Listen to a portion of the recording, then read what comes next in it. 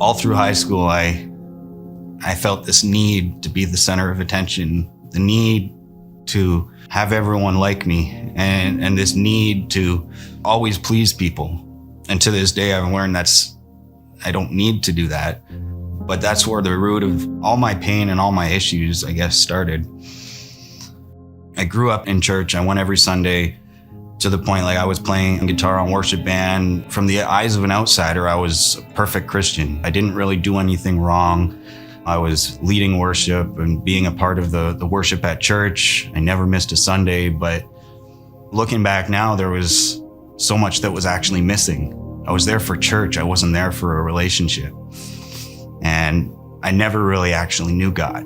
Back then, my interest was more in myself and the love of myself and getting myself to a point that everyone was like, whoa, that's Mike. That fall, I got one of my first DJ gigs doing a grade 7 or 8 dance. I remember bringing all my gear. I remember feeling all this joy of, I'm doing something for myself. I'm doing what I want to do. I'm doing what I need to do is what I felt it was. Everyone that dance looked at me like this celebrity, like, oh, that's the DJ. And at that point in time, I loved that feeling. I took that feeling and I ran with it. By the time I was 14, 15, I got my first booking to actually DJ 19 plus clubs. This is after doing a bunch of all ages, being known as the #1 all age DJ in Durham region and breaking into Toronto. But even that, it wasn't enough for me. Like in the back of my head, I'm like, okay, I'm just doing these all age dance. That's not where real DJs end up. That's not what real DJs do. So by the time I was 15 and I got my first 19 plus gig, I wasn't even of legal age. But at that point, it's like, okay, I'm making club owners money, so they don't really care. All they said was just don't drink. But let's be honest, that didn't happen. It's that passion, that love for DJing just began to grow and grow and grow to the point that I got asked to DJ with a guy named Young Stitch, which I still to this day talk to him. He's still a phenomenal guy. Fast forward a little bit, Stitch and I, we were on tour. And at this point, I had already kind of dabbled in certain drugs. But really during that tour was when I really felt that I gotta get messed up for these shows. I gotta get myself in a mindset that I can put on a show. I really had myself convinced that I couldn't do that sober.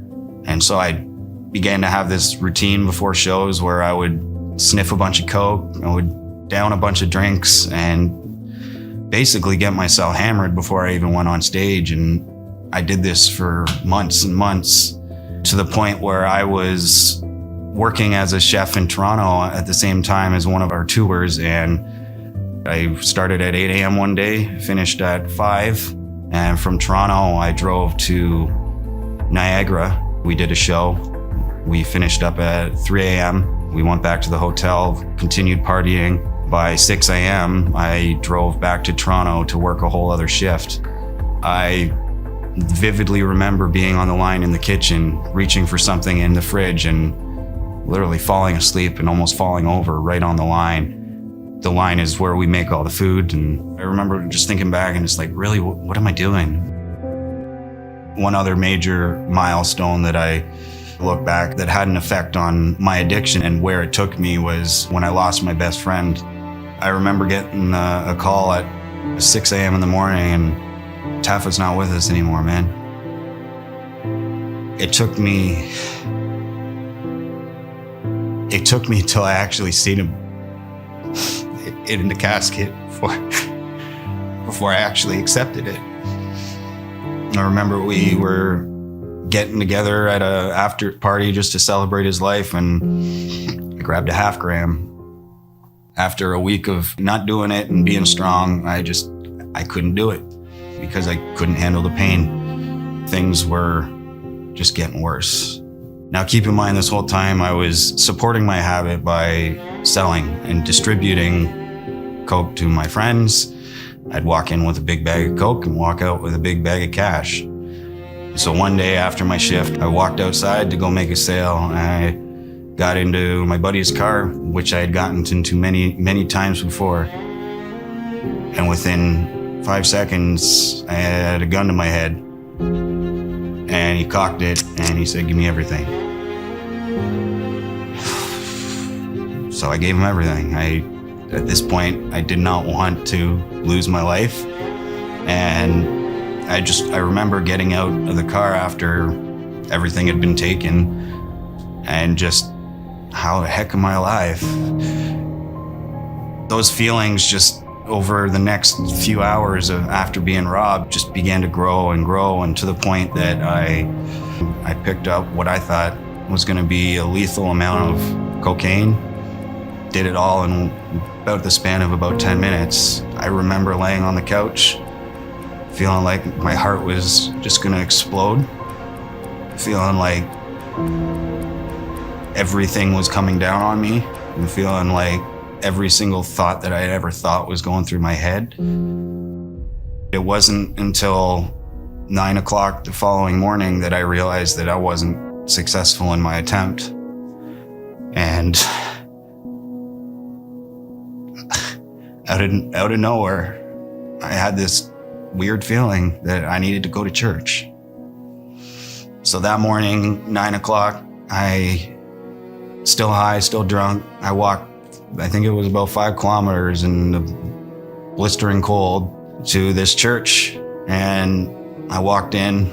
The only thing I actually remember from that morning was it was the first time I ever felt welcomed at church. And it was because I believe Pastor Brian walked up to me, and I was a single guy in the middle of a crowd, and all he said was, "Glad you're here," and gave me a hug. You know, I didn't really talk to many other people. I sat in the back of the sanctuary, and I still can't even tell you what that message was about, but that was the first time I really felt like I was where I needed to be. And I went home, passed out on the couch finally after not sleeping. And it was about 5 o'clock in the evening. I remember my mom waking me up and just bawling her eyes out. And she told me she thought I was dead. And my dad, I've never really seen my dad bawl his eyes out.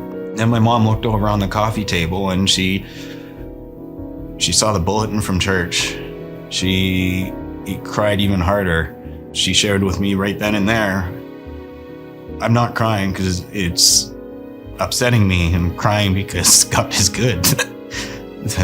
And she said, the night before, when we couldn't get a hold of you, and when we didn't know where you were or what you were doing, we sat there and we prayed that you would make it to church the next morning.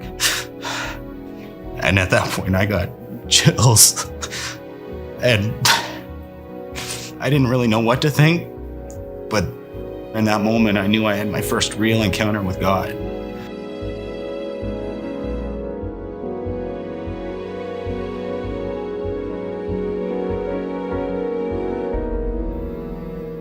There was things I had to work on, but there was an immediate mindset shift. That's kind of what my parents and we consider like my turning point weekend.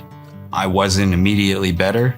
I wasn't immediately sober, but my view just on everything began to change.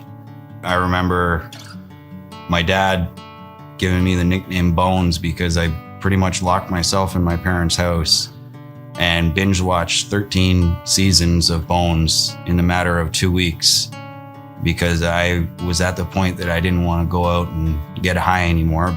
I really, at this point, had nowhere to go. That's when we began talking about Teen Challenge and the possibility of me going there. And for someone that had been using a lot of drugs and before this weekend really didn't want anything to do with the church, the idea of spending 12 months at a faith-based drug and alcohol rehab was like, yeah, okay, good one. Well, my parents gave me the option between Teen Challenge and another place out west. And the one out west, it was going to be like this luxurious place where I had a pool, a hot tub, or whatever I can use.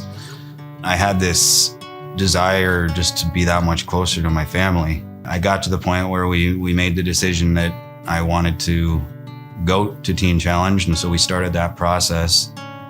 I look back and there was many, many hiccups, but I also look back now and those hiccups were there for a reason. It was January 23rd, I want to say it was my initial intake date. I had got all my medical stuff done. I'd seen the doctor and we drove all the way to London and we started the intake process. We get to the point where they asked me about medications. My doctor decided to put me on Seroquel to help me with my sleep as I'm, withdrawing. And little did I know that you needed to be on medications for at least a month before you actually went into Teen Challenge. At this point, it had been 2 weeks I had been on that. So that day, they turned me away, and they said, no, you're gonna have to go back home and come back once you've been on them for about a month. And I remember stepping outside to the fire pit, the Teen Challenge, kicking things, throwing things, and at this point, any mindset of going and bettering myself was gone. I don't need it. And so we went back home. Again, pretty much locked myself in my parents' place. And about 2 days after that, I was back to wanting to go and wanting to be there. And it was March 3rd. That was my actual intake. Those first 2 weeks were hell. From the mix of me coming off all these drugs, and if I didn't have the cocaine, I would take whatever was there. Between that and being in a building with 50 other recovering drug addicts, I'll let you decide how that was.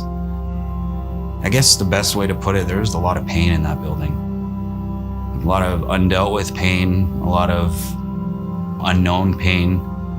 I remember up until my 4th month there, every day I wanted to leave. I wanted to get out of there. I did not want to be there.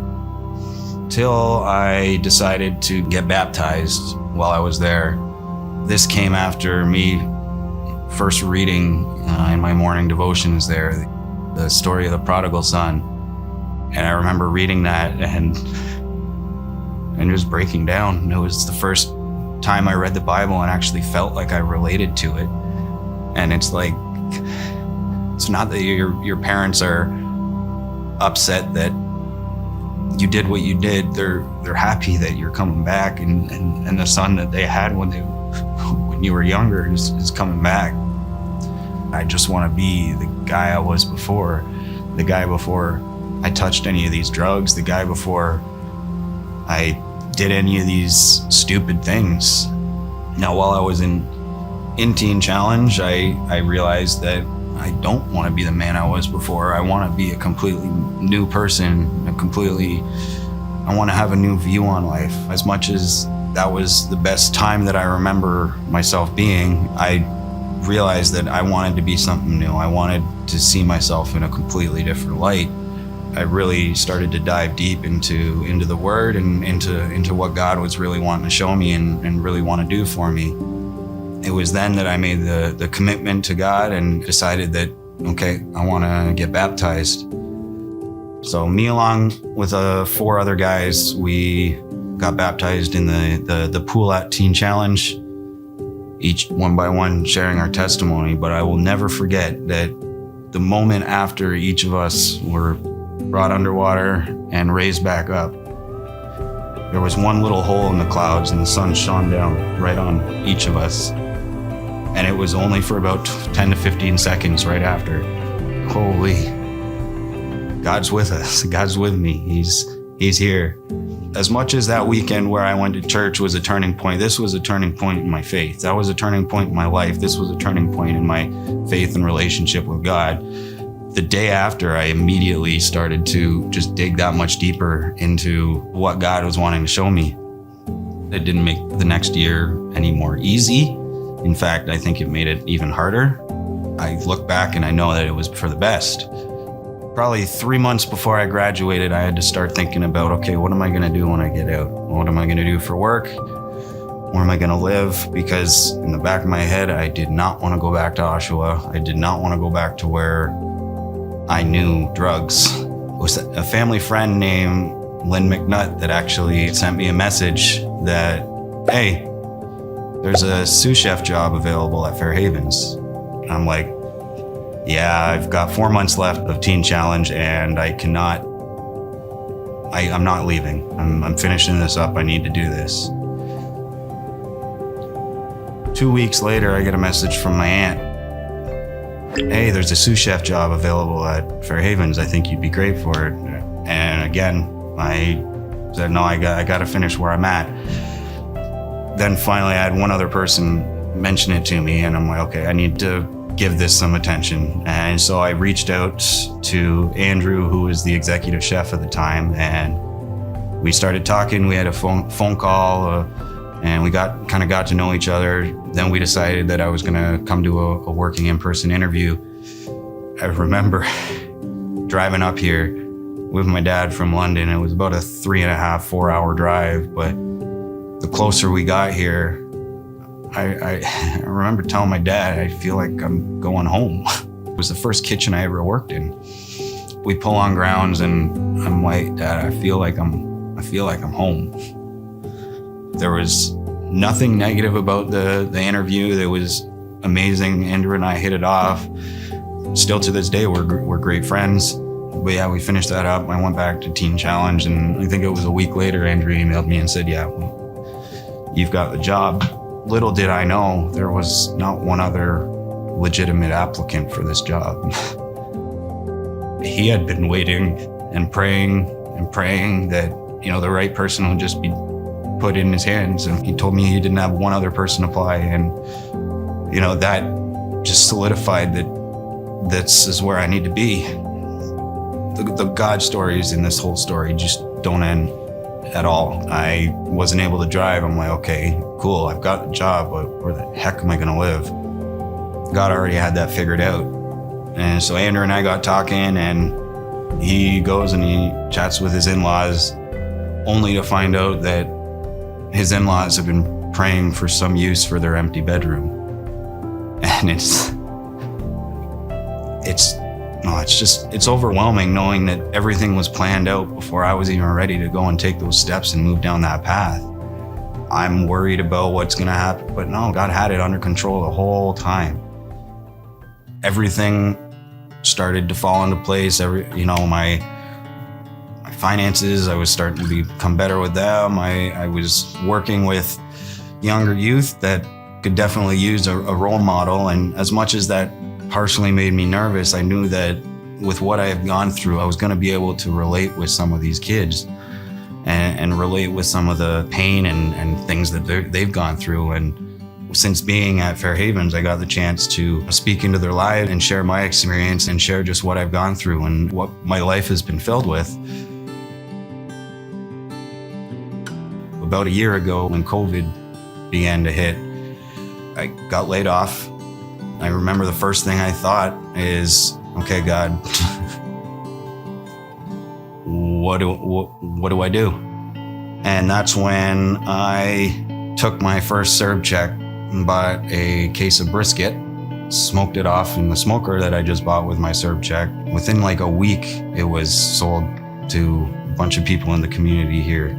Okay, that wasn't really my plan, but okay, I'm just gonna roll with it.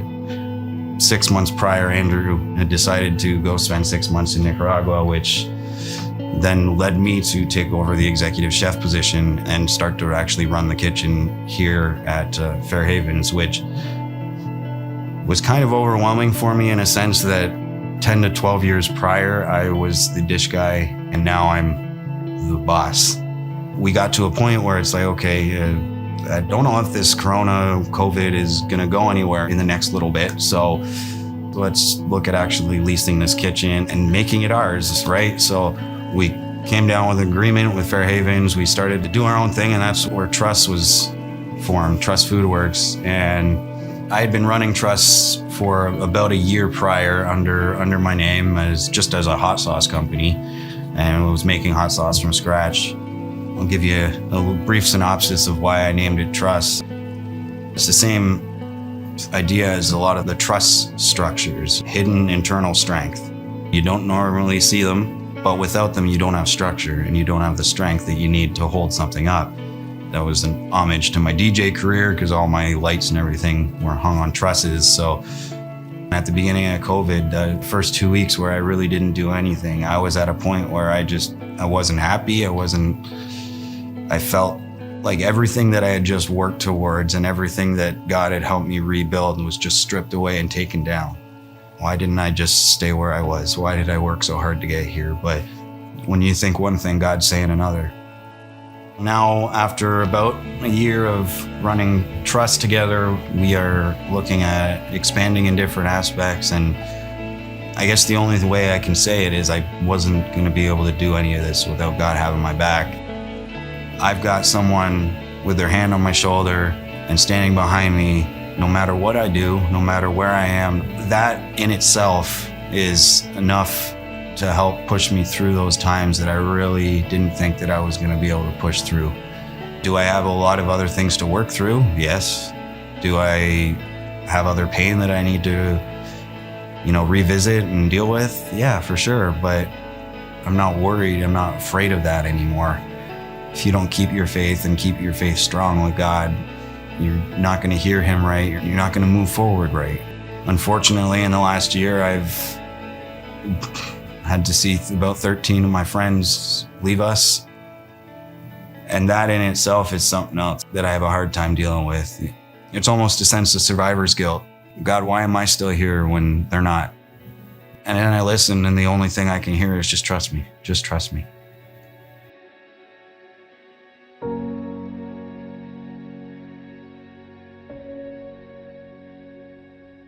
If you're going through these things, don't hide. Don't run. It's so tempting and it's so easy to just turn the other way and run from your pain. You'll get a head start and you may feel like you're winning and you're beating it, but that pain's gonna catch up and it's gonna hit you in a way that you did not see it coming. It's only gonna hurt you in the end. And if you're like me and you've experienced multiple friends being taken away and you feel like you should be one of them too, don't feel like that, because and I say it like it's an easy thing to process and getting through your mind, but to change the way you feel, you need to change your mindset. If you're in a spot where you can relate to anything that I just said, start by opening up, start by speaking about it and talking about it. Don't let it get to the point where you're wanting to end things by yourself. The sooner you can reach out to someone you trust and someone that you love, I'm not saying it's going to be easy, not saying it's going to be pain-free, but the sooner that you can start to rebuild and face those demons that you have inside and begin to move forward in your life in a way that God would be proud. At this point, I'm coming up on 5 years completely sober of cocaine. I don't think I've ever been this happy before. To see where I was 5 years ago and where God's brought me to today, it's unreal. It's always been a dream of mine to own my own business, and God's made that happen.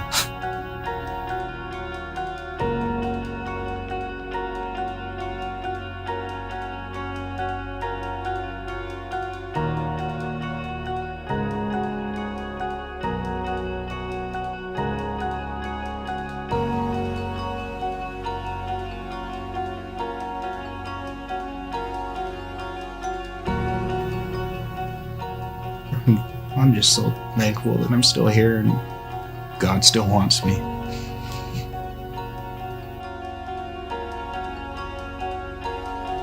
God is stronger than my addiction.